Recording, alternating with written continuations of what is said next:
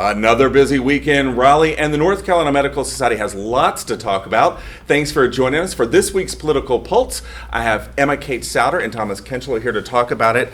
And what I want to talk about this week really is the Medical Society's priorities. Each time we go into a legislative session, we have a list of things that we focus on. And Thomas, let's start with you. How do we come up with these top priorities each time?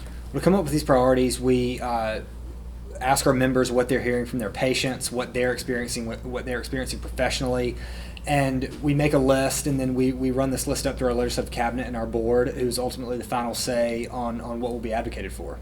So ultimately, this is the voice of our members that we are taking to their representatives. Exactly. Okay, perfect. Well, Emma Kate, one of the things that we are talking about this session is making a sustainable healthcare workforce. I want to make sure I get this right, because I want you to explain to us what that means.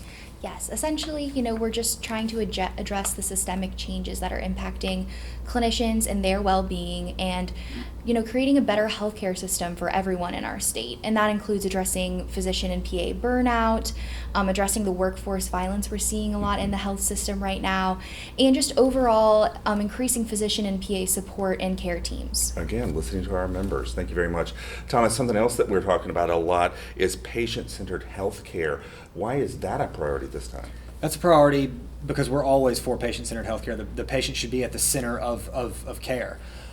We are for comprehensive healthcare reform, whether it be insurance reform, promoting team-based care, and medical liability reform is always a big one.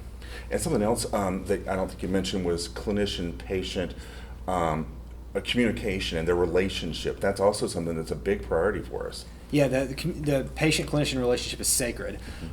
We fear legislative intrusion into this relationship. We don't want physicians to be penalized legally for using their best professional judgment, and we're working to preserve this relationship. That's perfect. So, Emma Kay, we really didn't talk about a lot of this outside of our priorities this time, but we're following a lot of stuff, yes. And you are very nicely doing a weekly update or roundup for us. Tell everybody how they can find out what's happening each week through the Medical Society. Absolutely. So every Monday we do a legislative weekly review, and you can find that in your Monday morning rounds, and also on our website, ncmedsoc.org, and all over our socials. We're keeping up with what's happening in Raleigh and in Washington. That's perfect. Our social media pages are great places to find all this information. Thank you both. We're doing this every week for this legislative session, so we'll be back doing this lots more. Thank you again. And thank you for joining us. We'll see you again next week for Political Pulse.